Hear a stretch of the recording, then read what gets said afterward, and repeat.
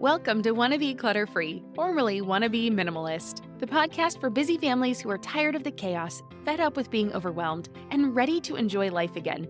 Each week, we talk about how to let go of the clutter so that you can focus on the things that actually matter.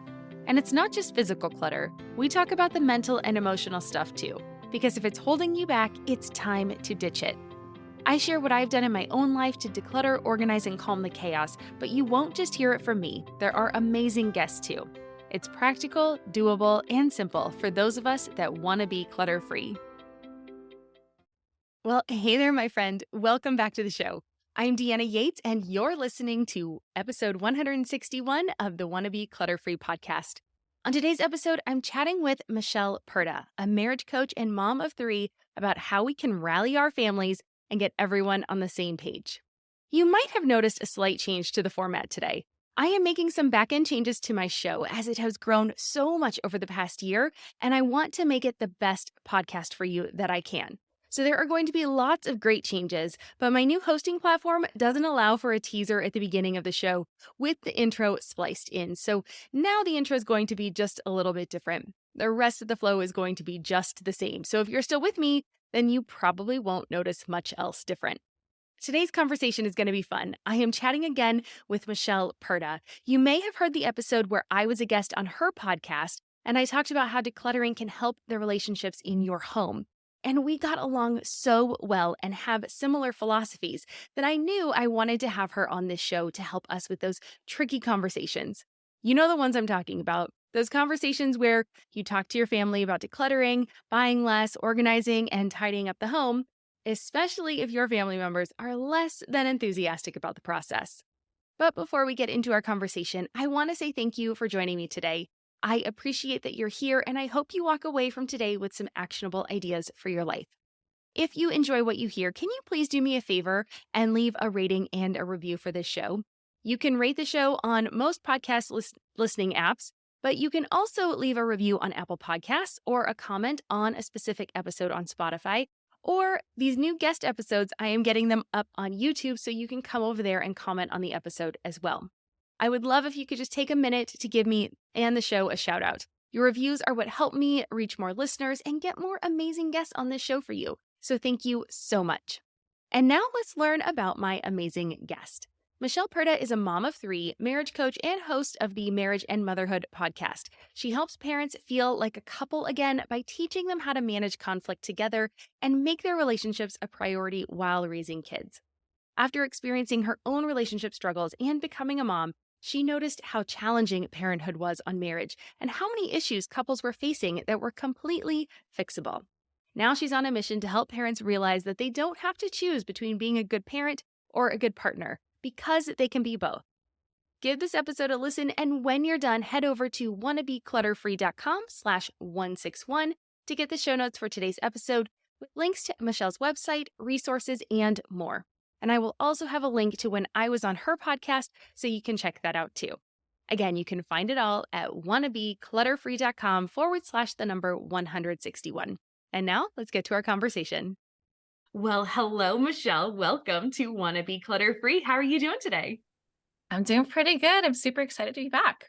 Oh my gosh, I'm so excited. This is going to be a lot of fun. We are going to be chatting about conversations for a happier home. And I think this is just a really good time to be having those conversations. It's early summer for us over here, and it's one of those transition times. And so I feel like whenever there's a little bit of a transition, it gives you kind of a foothold, right? Kind of just get your foot in the door a little bit for maybe we can change things up a little bit. So I'm really excited to talk about that today. Of course, we always talk about decluttering and organizing and all that kind of stuff. And your focus is more on families and partners and motherhood and marriage. So tell us a little bit about yourself and how you help busy families. Yeah, so I am a married mom of three. I've got a 13-and-a-half-year-old, a almost 7-year-old, and a 3-year-old. And I love to help families create that special connection, right? So I specialize in marriage. So I work with both moms and couples, depending on what's going on with the family. And I help them be able to reconnect, whether that's improving how they communicate, whether that's helping them remember who they are as individuals so they can come together and choose to grow together as a couple, right? Like, whatever the situation is, I'm here to help them know that it's not about, oh, it's only for lucky people to be in a Mm, happy, successful marriage. It all comes down to having the skills to then implement into the relationship so that you can build on the relationship no matter what stage of parenthood that you're in, right? Like, I get it. Like, when you're a couple and you don't have kids, it's so different than when you start to have kids, right? Your yeah. priorities shift, you have less time, you have less energy. And also, it's just very triggering all around to be a new mom or even a mom of multiples.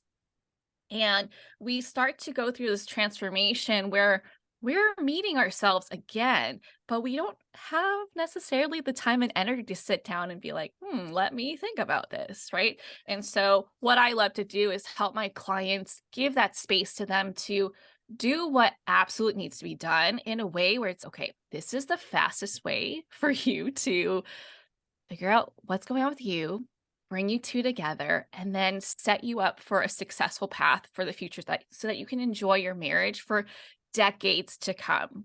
Okay. So Love it. that's what I do. And I'm super happy to be here. Oh my gosh, I'm thrilled to have you. This is going to be a really fun conversation. A lot of my listeners and readers and people are always asking me, how do I get my family to do this with me? Right? Like, I've Mm, decided I've decided this is what I want to do. How do I bring those other people along? Because again, you don't want to be dragging people kicking and screaming. Nobody wants to be nagged into anything, and nobody wants to feel like they're being forced to do something against their will. definitely Um, not. no, definitely not. So you had a recent post on Instagram that talked about getting your partner on the same page or getting on the same page as your partner. And so let's talk about that because again, this is one of the biggest reasons people fight, I think, is they're on different pages, right? They have an idea of what they want, and how do we get there together? Yeah. So this is one of the skills that we all need to learn collectively to enhance our communication skills, because I think what ends up happening is we focus too much on the details, the Mm, specifics, and we get bogged down by, well, you want it on the left side of the room and I want it on the right side of the room, and there's no middle, right? Like, it wouldn't make sense to put things in the middle, right? So instead, we need to put into practice zooming out and talking about the bigger picture. Why do you want it there? What feel are you trying to go for? What is the overall like goal that you have? Worry less about the specifics, like how you're going to get there, and let you open up to the different possibilities of what could happen if you could just let go of the controlling nature in you that needs to have things your way, which I am one of those people, right? Like, I constantly have to be like, okay, Michelle, there are different ways that we can accomplish this. And so when you open up to that possibility, both people can then contribute to the end result rather than two people being adamant about having it their way. And then you butt heads and then you talk about mhm. things that don't even matter. And the fight becomes irrelevant to what you're actually trying to do. So if you're like, I want to declutter because we have too much stuff in this house and it's really overwhelming. And you can kind of just sense in my voice, like, I'm starting to get really frustrated and stressed out. And I'm betting that Yeah, a lot of people out there are able to relate to that when they have those totally. discussions, right? Or maybe they avoid those conversations because they're like, "Oh, I just don't even want to go there." Mhm. But if you're like, "Hey, you know what? I think it'd be so much more relaxing in this home if there was more space in here." Don't you feel like it would have a better flow if like things were more organized, or if we were able to cut back on some things, and we can do this and we can do that, and it would feel so much more just peaceful and harmonious. What do you think about that? Or how do you feel in this home? Like, I really feel like it's been feeling heavy lately. Everywhere I turn, I just see something that I wish were somewhere else, or I notice something that we don't even use anymore.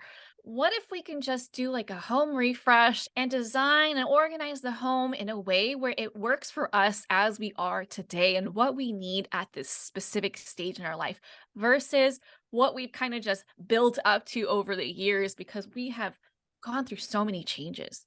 Mm. If you kind of like approach it in a very like hopeful, dreamy direction, you're not talking about the specifics where he could be like, well, I still use that.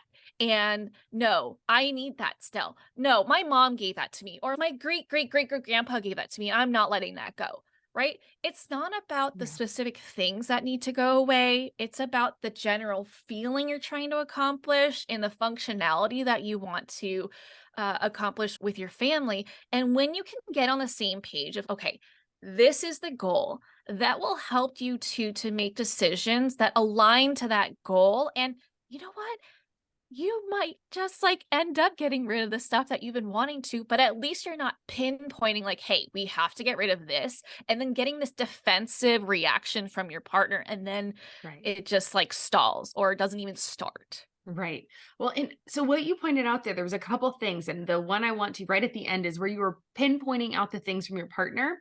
So I feel like what I always see are people will say, mostly women, because again, I work with mostly women, and they're saying, like, you don't use this or you don't use that, or you've got all these tools you never use, and maybe we get rid of this and maybe get rid of that. The problem I see is that you're not sharing the things that you're getting rid of also, Yep. right? So they're feeling super defensive because they're like, why are you just attacking my stuff?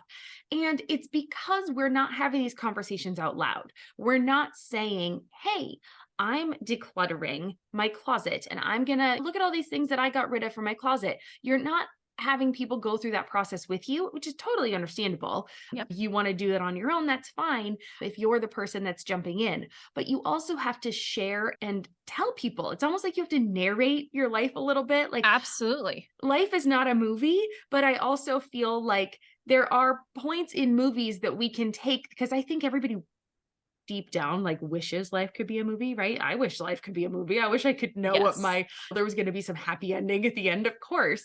And but life is not like that, or maybe it will be, but we don't know what the outcome is going to be. And there's always a narrator, right? That's helping move the story along. And I feel like we could do that a little bit in our lives if we want our people to come along with us and be like, so last week I got rid of this, this, and this. And not saying that you have to get rid of exactly the same number of things, but I just wanted you to be aware that I'm also working on this process. And I would love if you would come with me and Yeah. inviting. And And like you're also, saying, go the positive side of it.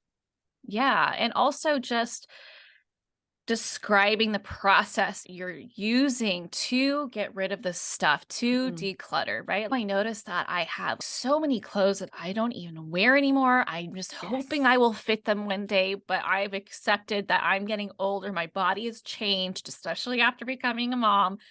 And so I just went through it. And if it doesn't fit and I haven't worn it in over a year, I just put it in the bag.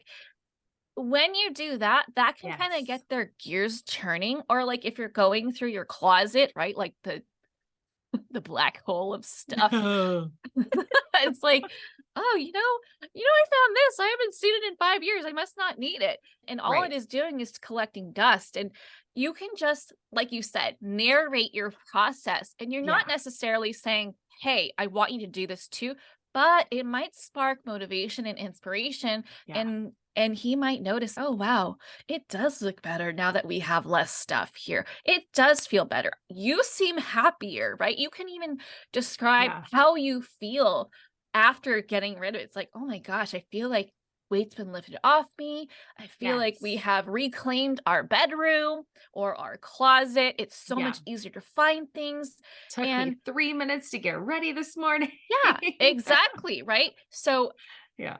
using that and narrating it, sharing it, it's a whole lot better than, "Hey, can you like figure your stuff out because Yeah. it's like taking up a lot of space and it's pissing me off." Right. Oh my Approach gosh, totally. matters, Yes, for but sure. also we only control ourselves. Yes. And the moment we try to control other people, they're gonna do something, right? They're gonna fight back. They're Yeah. gonna dig their heels into the sand, whatever it is that their go-to method is.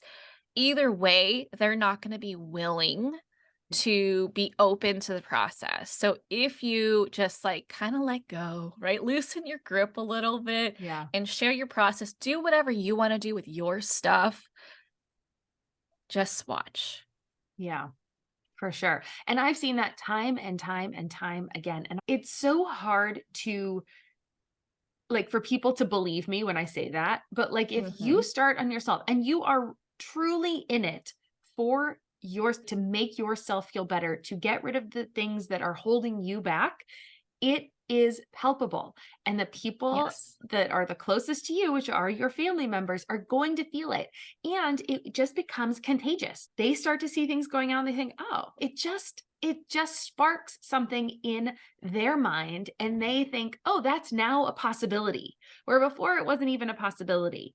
Because and I know this has happened too, right? We talk a big game, right? Sometimes we'll be like, oh, we're going to declutter. We're going to do this big declutter. And you start, and then there's this huge mess in your house, and everybody's just frustrated. And so we try not to do those big declutter sessions. Like I try to tell people, don't do the giant declutter session. It is just overwhelming, and it's almost counterproductive to getting your family on board, right? We don't want to make more work.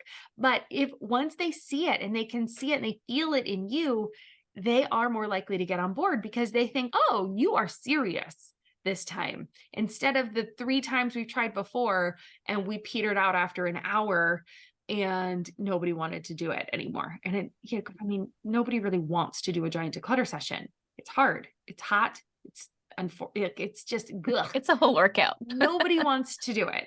And so, yeah, it's like you get more bees with honey than with vinegar, right? Isn't that the saying or something like that? I've never heard that, but that You've makes never sense. heard that? Oh, yeah, something No. like that. All right. Anyway, I probably butchered it. So, what about with kids? I know motherhood and marriage, you're obviously focusing more on the parents, but how do you think this would play out with kids? I have my own ideas, but I'd like to hear from you as the expert in I'm Margaret. And I'm Amy. And together we host the podcast, What Fresh Hell? Laughing in the Face of Motherhood. Margaret, I would say you're sort of a where are my keys kind of mom. Correct. Sometimes a where are my kids kind of mom. While you're, Amy, more of a we were supposed to leave 35 seconds ago, mom. I mean, touche. In each episode of What Fresh Hell, we come at a topic from our usually completely opposite perspectives. I bring the research. And I bring kind of the gimlet eye. Like, is that research really going to work, people?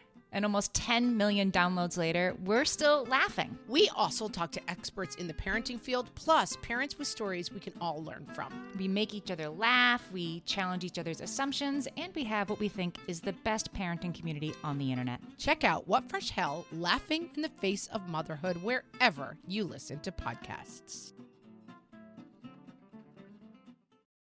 in this. Yeah. So for me, we are a very much like we've stopped buying toys for our kids because we just assume like when their birthdays roll around, someone else is going to get them toys. And when it comes to decluttering with them, right, what we've done for the younger people Yeah. is if we notice that they don't use something, we'll put it in a box and we'll hide it in our closet for a little bit. And if they ask for it, we'll take it back out. But if they don't ask for it, it's pretty much gone in their head. So we then donate it, right? But for the older kids who do notice what's going on, we will try and bring them into the process and be like, hey, it's kind of getting out of control here. I'm noticing that you have a lot to clean up. If you don't like to clean, if we have less things, it's easier to clean. It's easier to put things away. And plus, we'll have space for new things that you might acquire over time. And so we'll just go through each item. And I feel like even for us adults and your spouse, right? Like people love to be included, to have a say when it comes to their own stuff. Nobody likes to have things like taken from them and feeling powerless and out of control. And someone's the grand decider of like our stuff, right? Like when you like, okay, so my younger kids, when my youngest daughter, she has something of her brother's and he tries to take it from her, even though it belongs to him, what's her natural reaction? To take it closer to her, right? And so Yeah. it becomes like this like battle between them.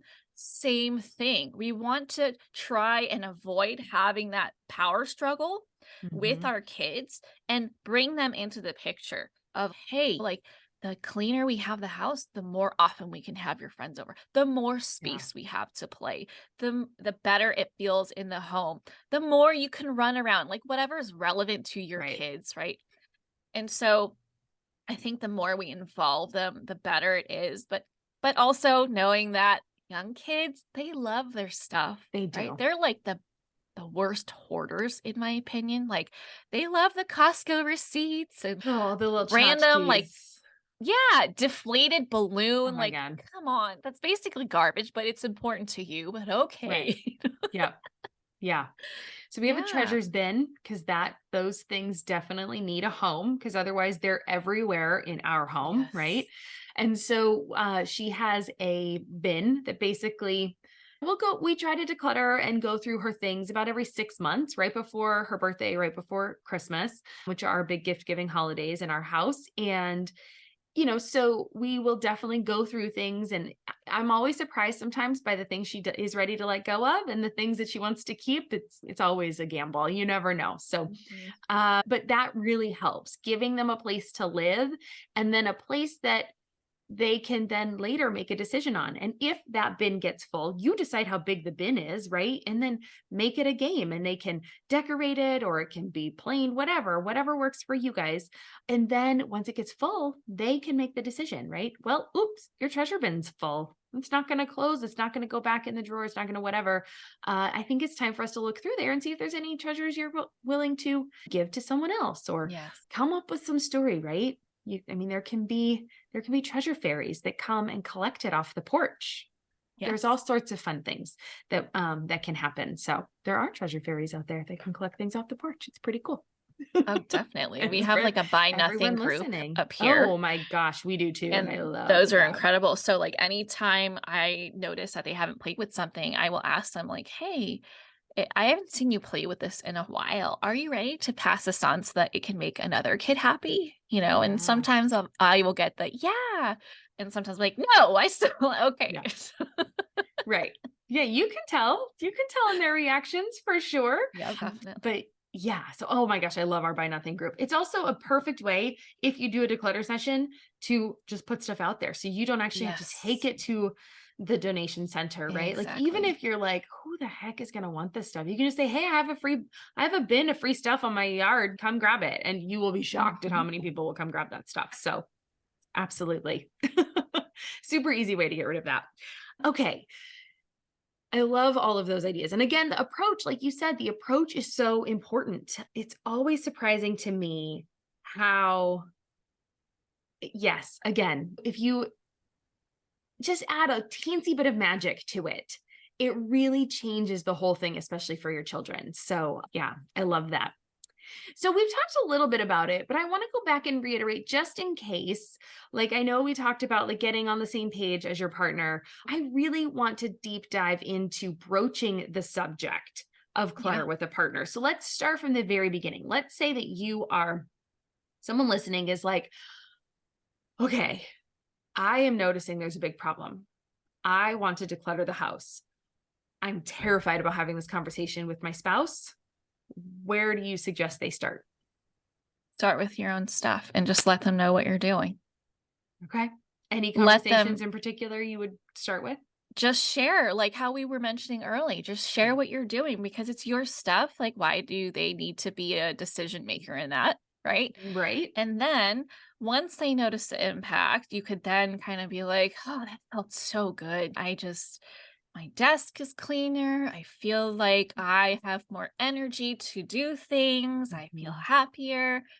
And then maybe you can start with the kids too. If you're really Yeah. hesitant about coming around to your partner and broaching that topic, then do everything you can that's within your power. And then be like, hey, so what do you think about Or have you noticed a change in our home? Is this something that you're interested in doing? I'd be happy to help you out if this is something that you want to do. And if they say no, then you kind of have to accept it. But then you can kind of play around with it if it's impacting you, right? Like, okay, Mm. well, I'm noticing that, or you could say, like, hey, we don't necessarily have to like get rid of your stuff, but is it possible to maybe relocate it? The Mhm. things that maybe you're not using on a daily basis or a regular basis. Is Mhm. there space in the shed, in the garage? Can we organize it so that it's easy for you to find whenever you do feel like you want to access it? So Mhm. that it's not so much of, oh my God, you're going to get rid of my stuff. And now I have to decide. And he might not be ready for it, right? Right. But it's more of a conversation of, oh, okay, we're just reorganizing. That's fine. Because you never know, in that process, he might come to the realization like, oh, I actually don't use this. Right. Maybe it is time to give it back to my friend, give it away, get rid of it, whatever, Mhm. right? But we have to be conscious of how is this impacting them, right? So Mhm. don't ambush them, don't force the conversation, Yes. make sure it's good timing for the conversation, that they're ready for it. And also, hey, how would it be like for you if someone were to pounce on you like that and say, Mm. hey, it's time to, you have 5 minutes, pack up the stuff that you don't want and go. Right? Yeah. It doesn't feel good. Yeah. No. Right. And so think about it. Think about if you, like for me, like I do most of the cooking, right, in the house. So I enjoy it. I'm better at it. So I just do it. And if someone were to come into the kitchen and tell me what I could and couldn't keep, that Yeah. would be really frustrating because I'm the one that's in there all the time. Or if you have a craft room, someone coming in and saying, you can't have those things, you got to get rid of that thing. And you're like, but I like that thing. I want to Yep. keep that thing. And so it's right. Thinking about in terms of your own items and the things you want to keep. I always like to put that in perspective, like when we're dealing with our kids or our partners or someone else, obviously not ourselves. If someone were to do to you what you were trying to do to them, how would that make you feel? And then just think about how you would want someone to approach you. Golden rule, right? Absolutely. Because the way you value something is going to be potentially different for them. You Yeah. might see this like piece of junk and he's like, oh, that's really meaningful to me. So we cannot be the ones that decide what stays and what goes. You absolutely need them to be the decider. Otherwise, you're going to just get into a lot of fights and resentment, and we do not want that. No, definitely no. We're definitely not causing more fights. This is more No. understanding, a more And gradual respect. approach. And yes, respect. Exactly. Yeah, for sure. Right. Because again, everybody has their own likes and wants. And there's a reason you married this person. Kind of Exactly. get Yeah. back to that. What are the things that you really appreciate about each other? So what about for family that doesn't live inside our homes? I'm looking at generous grandmas. Any conversation points to have with these lovely, wonderful people that are in our lives that just, honestly, they're just trying to share love and show us love. Yeah. But sometimes it doesn't come across the same. How do we help with those conversations? Yeah. So I think just keeping in mind they mean well, right?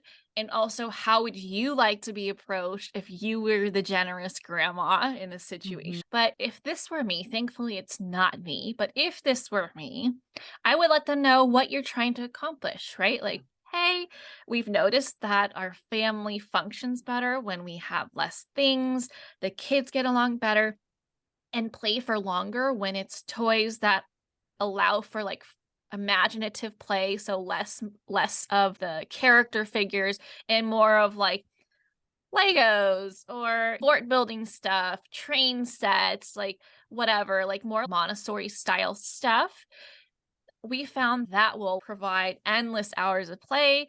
Whereas if you were to get them like, I don't know, like an action figure, they'll play with it for like 5 minutes and they'll forget about it for months. Hmm. And if you really want to give gifts, I highly recommend, I don't know, getting something for them to use outside.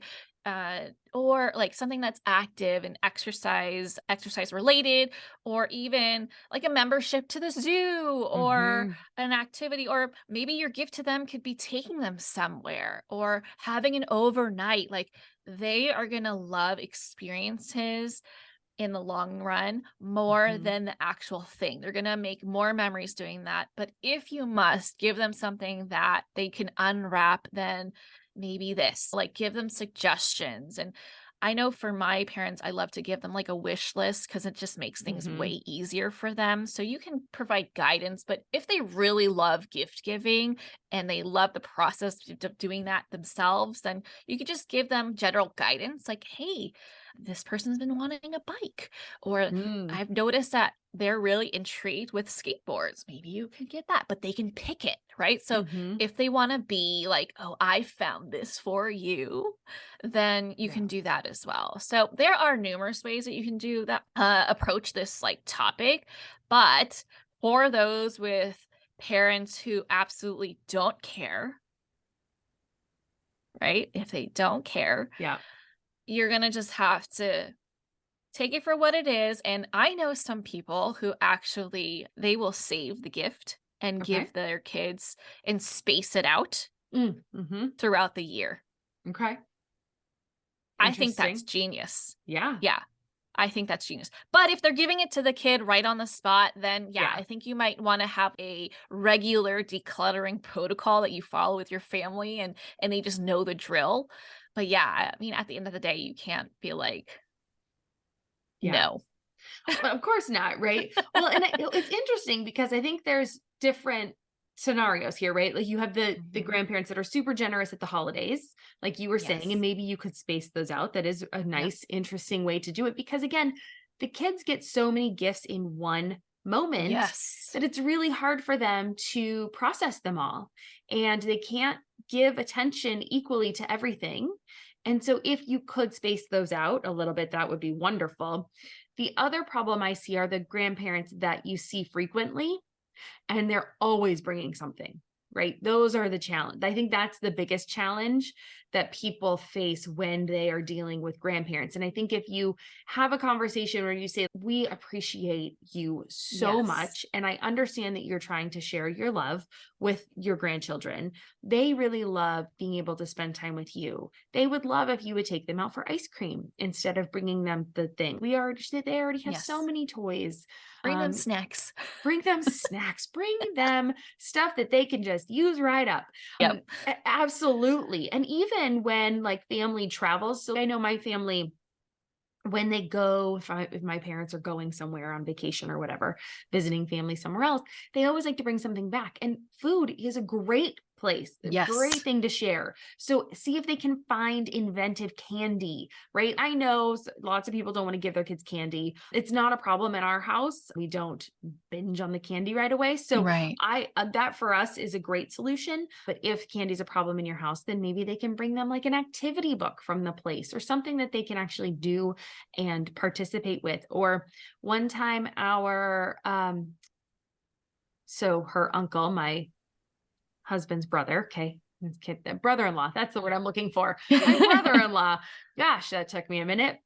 He brought back a train, like a Lego train set from where they went. And it was, themed to where they had been on vacation, which was great because now she Mhm. got a Lego, she got a toy, it was themed, it had all these little things that kind of went together for it, and she could repurpose it into other things. So I think having ideas, being the person that can be the idea person for your loved ones, if you're struggling, instead of just being like, stop doing that, give them a Right. solution, helps.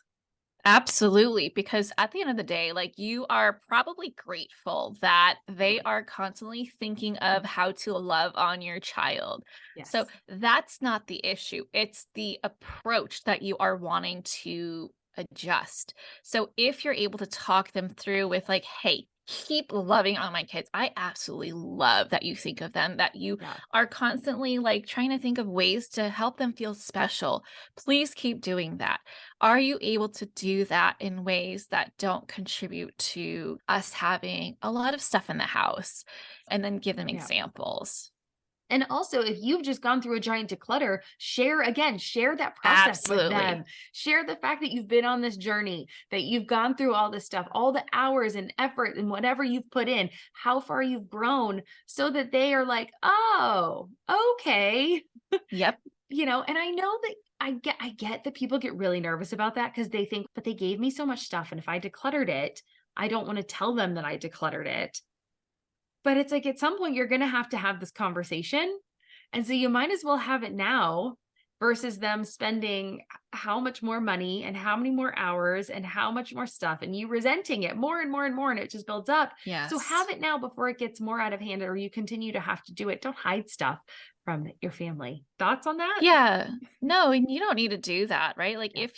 if you share with them what it is that your overall goal is and the impact that it's had on you, you can also reinforce like, hey, I want to make sure that however you're thinking of making my kids feel special actually stays with them and has the impact that you want.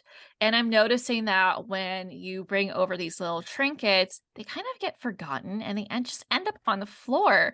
And I'm thinking that your money and your energy and your thoughtfulness would be better used by hanging out with them more or getting them something like something unique to that place that you went to, whether it's like a cup or a t-shirt that says that location or a snack from there. And I just want to make sure that the memories stay alive in that and you're not essentially contributing to things that we're constantly having to declutter.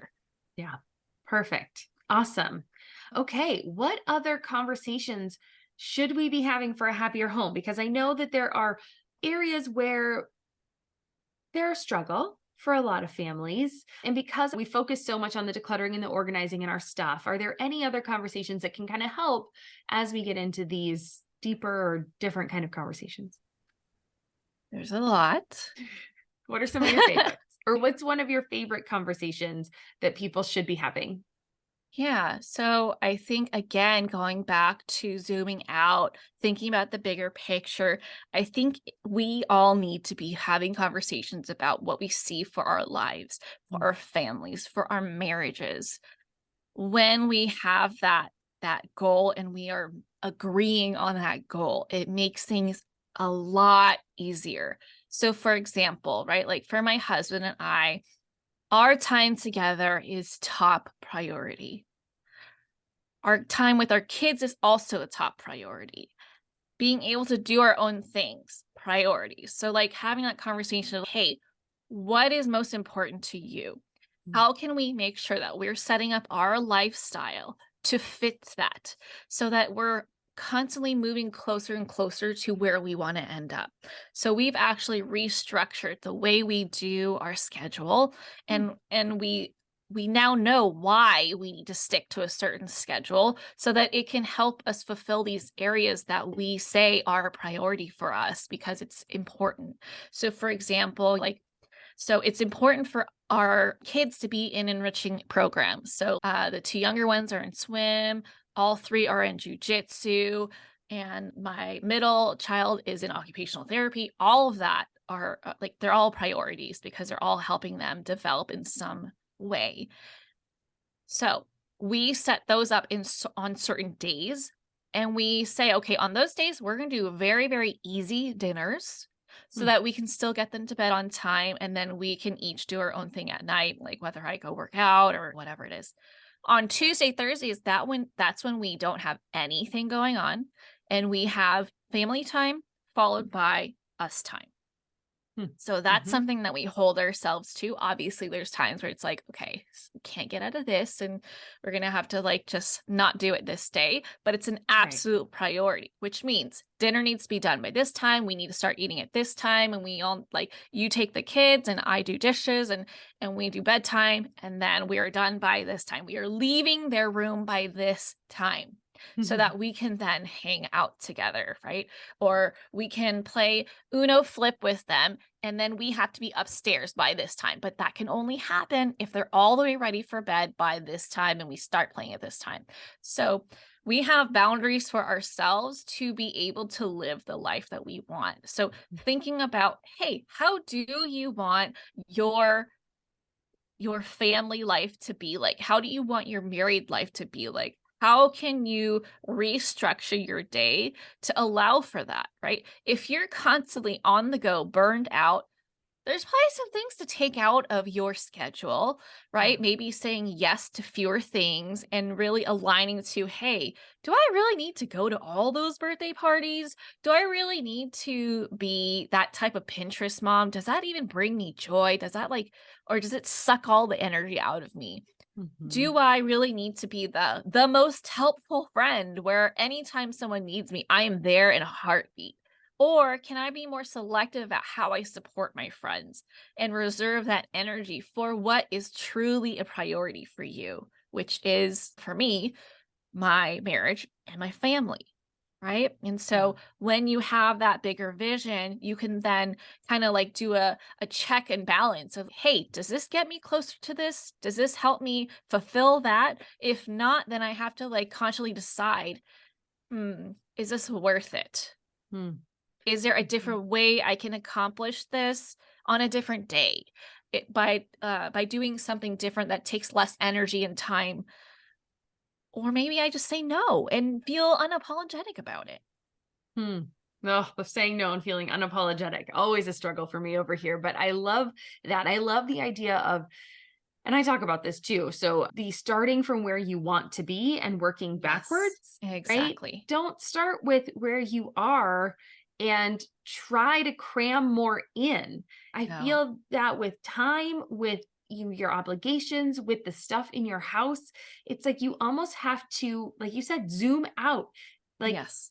take a minute and have an out of body experience where Yeah. you're looking down or you're almost like looking back, a little bit morbid, but if I were like, what do I want people to remember me? How do I want people to remember me when I die? Like, how do I want my family to remember me? What do I want it to have felt like living here, growing up here, being married to me, being married to my Yeah. partner, and having that moment of, okay, what do I really envision for our life? How do I see that? And then working backwards and working on the things that you want to keep.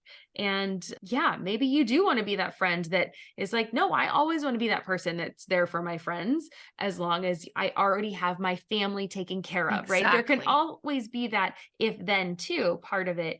And maybe I don't need to be on my phone so much. Like the phone addiction, Oh my it gosh, has been struggle's real. struggle is real. And our daughter is 10 now and trying to figure out like when she should get a phone. Thankfully, not a lot of her friends have phones. So that's not a big, Wow, you're we lucky. don't have that peer pressure. No, I know. Very lucky. I feel like we're in a little bubble here. But yeah, that's going to happen in the next couple years Yeah. where the kids are going to be getting phones and we're going to have that conversation of no, we're planning to wait a little bit longer. And what does that mean for her? Now, that doesn't mean she doesn't have access to things like YouTube or a computer or whatever, but it's not in her pocket and it's definitely Yes. supervised. And we're getting way off topic. Sorry. But they're just those things, right? Where you think of the bigger picture and working backwards to that. So yeah, I absolutely love that approach. I'm a huge, huge fan and advocate. So on Yeah, board. because if you're just trying to improve what is, Right. just by, like you said, adding stuff in, you're going to have way less progress and change because you're trying to tweak something that you're trying to like almost reshape something that's existing rather than Mhm. creating something new. So if you Mhm. could just feel how that feels. Okay. How does it feel to have to like mold something into something else versus starting fresh?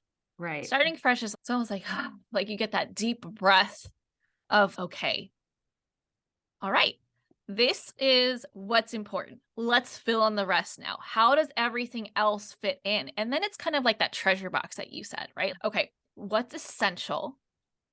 What's negotiable? And then work with the stuff that's negotiable and be like, okay, is this actually vital, important, Mhm. urgent? Or can I delegate it, right? Can I get rid of it? Can I do it faster? or lower my standards, right?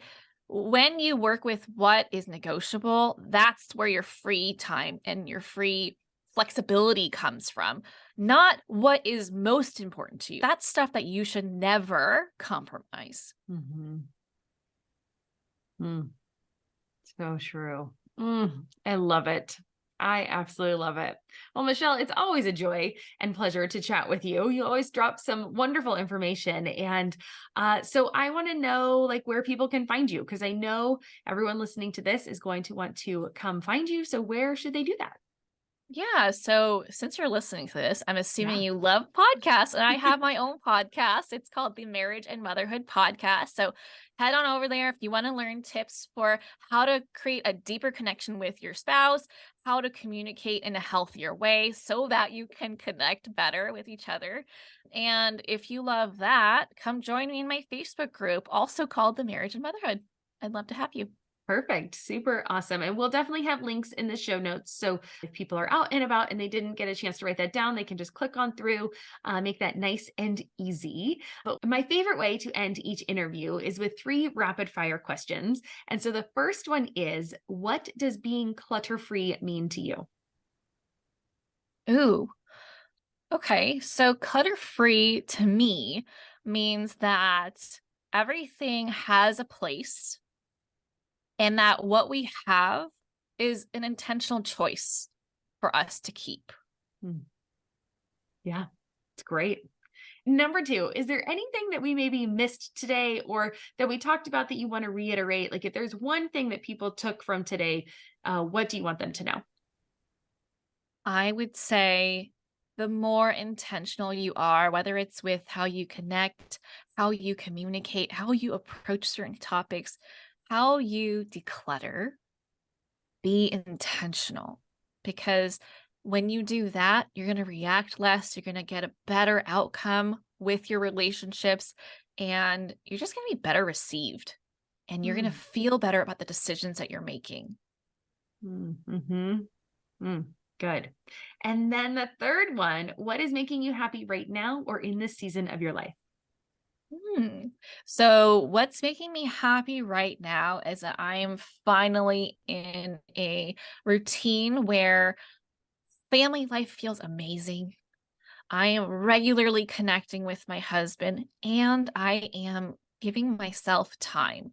So couple times a week, I'm doing like HIIT exercise routines in my home, and it feels good to feel like I'm getting stronger and taking care of my body and being more mindful about how I'm eating. Like I had no idea how much, or no, I should say how little protein I was getting until I started paying attention to how much my body needs. And that has made a really big difference in my focus, my clarity, my energy level. And it's just like, it just feels good. That's awesome.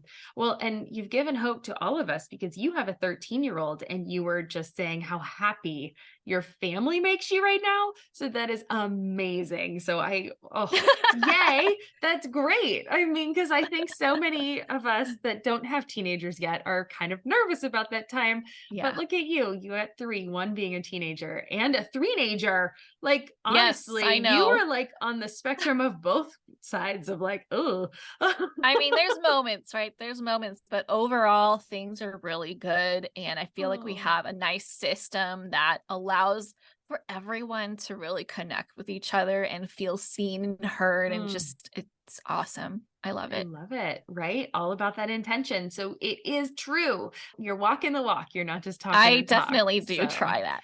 I love it. Me too. And I think that's why we get along so well. So Michelle, thank you so much for joining me on Wannabe Clutter Free. I hope you have a wonderful rest of your day. Thanks for having me. Bye. Wasn't that great? I know, like I said at the beginning, Michelle and I had very similar philosophies, and so I knew that you would get a lot out of our conversation. But I'd love to hear your thoughts on the episode. What were your favorite parts? Did you have any big takeaways? Send me a DM on Instagram or comment on this post. I am Wannabe Clutter Free on all the social channels. Or come over to the Wannabe Minimalist family group on Facebook and share with the community. There will be a discussion thread for this episode, and we would love to chat with you in the comments. Or if you're already on YouTube watching this, go ahead and leave a comment so we can have a conversation. And thanks again to Michelle for joining us on the show today and for sharing so many nuggets of wisdom. Remember, she has resources available to you, so head on over to wannabeclutterfree.com/161. Again, that's wannabeclutterfree.com/161 to find out more about Michelle. And as always, thank you for joining me too. If you made it this far, just a reminder that I would be thrilled if you left a rating and a review for the show. It will only take a minute and it means so much to me. So thank you so much for helping me out. And with that, I hope you have an amazing day. I will see you back here next week for another guest episode. I will be chatting with Amy Nesbitt about focusing on the joy in our lives, what that has meant for her family, and she and I have a fun project coming up. We're working together on something, and we share that with you next week. So make sure you join me so you don't miss out. I'm Deanna Yates, and you've been listening to Wannabe Clutter Free. I'll see you next week. Cheers.